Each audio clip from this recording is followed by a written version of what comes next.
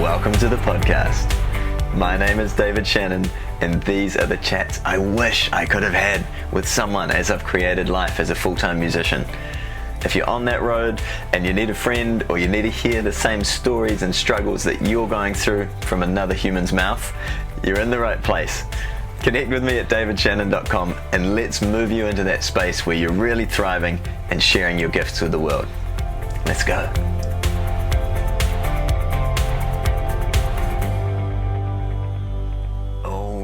Today, this is 2 things I wish I had started doing sooner, and I say that, but I really think the only way I started doing these was because of going through a few situations, getting myself stuck somewhat, and mostly talking about booking gigs and scheduling and making sure that those gigs are a match for you. So the first one that comes up quite a bit, and if you're performing full time, you'll know sometimes it can be very hectic to schedule time off or make space and take time out, block it out in your diary for you, where you're not scheduling and booking gigs, actually taking a break. Definitely still something I'm learning. But one of the questions I would get is someone super excited essentially to book me. I'm sure the same happens to you, and they ask, are you free on this date?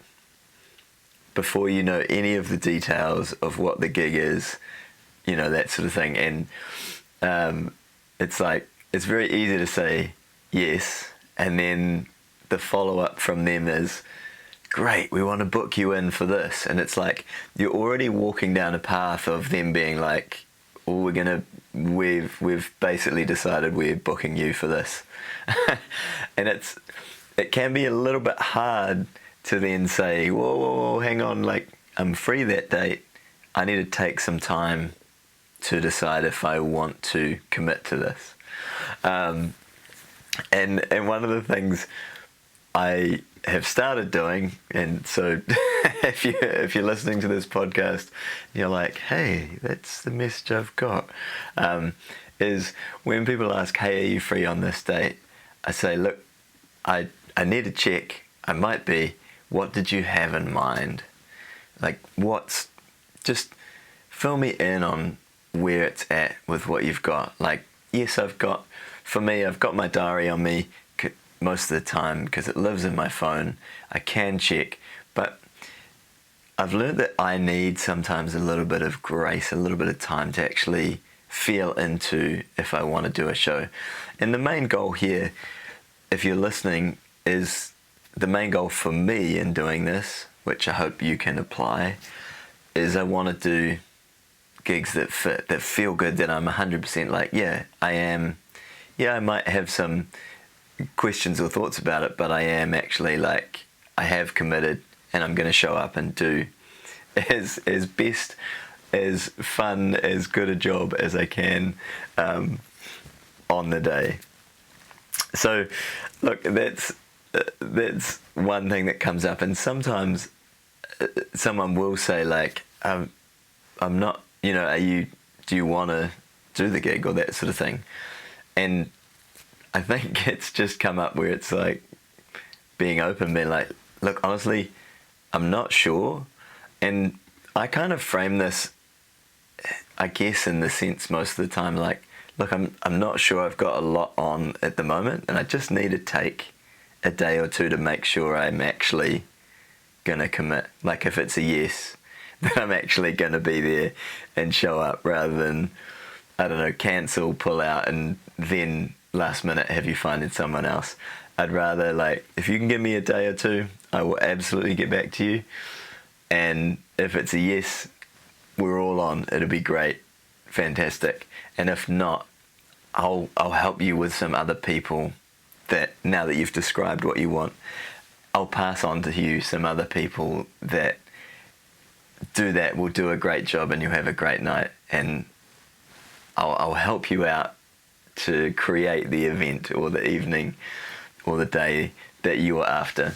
So that's the first one. And I got stuck a lot of times when someone's like, yeah, are you free on this date? And I'd be like, yes. And I would kind of then follow along and have agreed in the moment, like, yeah, okay, I'm doing this gig, like I haven't even thought about it at all. Just giving myself a little pause, a little moment to be like, if it's not 100% yes straight away, like, just give me a moment to like get back to you on it. Another thing I do in that side of things is I say, look, because often people will approach you mid-gig, right, when you're performing and entertaining other people, and it's nothing. I don't think people realise that they're doing it, but they want to have a really long chat, which can work, but sometimes you're like, we should have this chat another time. And so when someone asks me often for a price or that sort of thing, I often won't give it at the gig, because I'm like, I don't know what you actually want. Are you expecting me in your mind to play for 6 hours, for 1 hour, to learn a bunch of songs, to not... I don't actually know what I'm quoting you on. I'd rather not give you a price.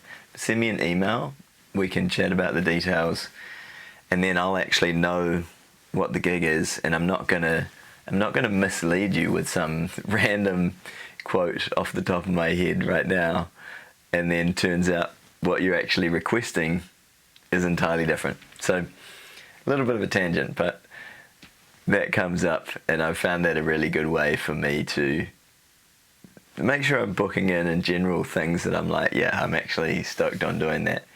I still muck up my schedule in terms of like putting too many things in, not giving myself a break. That's a whole nother issue, but that's just saved a little bit of tension when I'm like, oh, I don't think I've fully committed to this, but I've kind of booked it in and I still feel a bit awkward. So hopefully that gives you some insight. And the second one is when I have booked something in and then different requests have come through, and it's like the gig feels like it's changing from maybe what was agreed, or maybe just there wasn't the most clear communication between us. And basically, I've started going back through those, and I know I've chatted with some friends about this as well, and saying, hey, look, what you're really asking for here doesn't feel like it's me.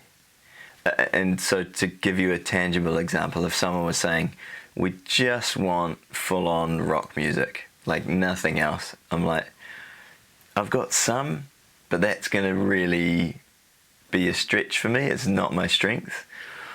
And so I just go back to people and say, hey, look, here's what I can do.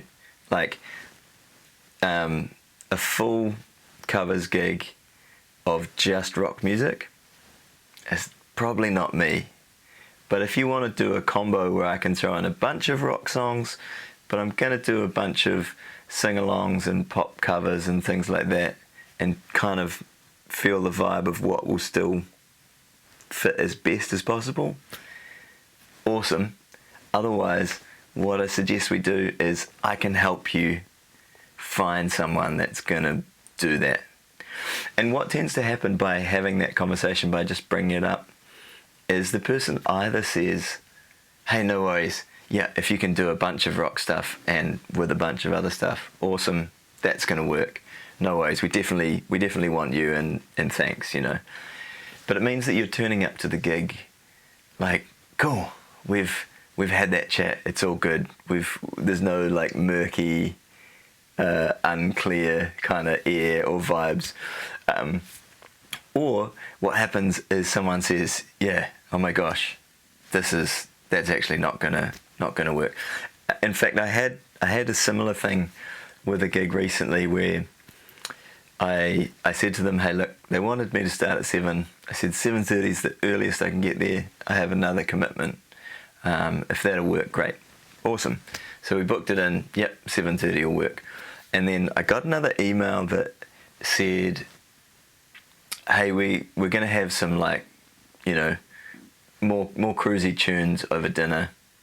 We've got some speeches or a little auction type thing happening, and then we kind of want dancing. But he said like an early dinner, and it just got on my mind like, okay, I'm only going to be there at 7:30. I wonder if, I don't know actually what time the event starts, but I just sent a message back basically with this framework saying, hey look, just checking in, like I'm only going to be arriving a few minutes before 7:30 to start. We'd organised, I'd set up my gear in PA and things earlier. We'd planned that because I knew it was going to be a very tight schedule. But I just said, if you do want someone that's going to be there earlier, just in case that time really doesn't work and we've miscommunicated, absolutely let me know. I can find someone else to step in and cover that if that is the case. Otherwise, if 7:30 is all good and I just haven't quite understood what the deal is, perfect. I will absolutely be there. Looking forward to it. And just clarifying that, but giving the person options. Like if this is what you really want, if for some reason you do need someone starting at 6:30 or 7, and I can only be there at 7:30, I can help you. It's not going to be me, but I can find someone that will do that and fit your timeline. But what it does is it means they're 100% in too, because they're just clear about what you can and can't do. And so they're like, no, we want you. Awesome. We're happy. We're happy that it's you and for this to happen, versus saying, no, we really just need someone at 7 o'clock. So I hope that makes sense. But it just, the way I put it is basically going back and saying, here's what I can do, here's what I can't do, or this is not my strength, something you've said in this message. It might be like all of a sudden you've said, yeah, look, we'll learn one song as part of our arrangement for this, and they've suddenly listed a bunch of songs. You're like, I don't know these songs, like I literally would have to learn them. Is just going back and sending an email through and saying, hey look, either there's a price for this, or realistically with my commitments at the moment, I do only commit to learning one song. We've already got that here. If you're happy for me to put the others on via Spotify or MP3 or whatever, amazing, totally happy to do that.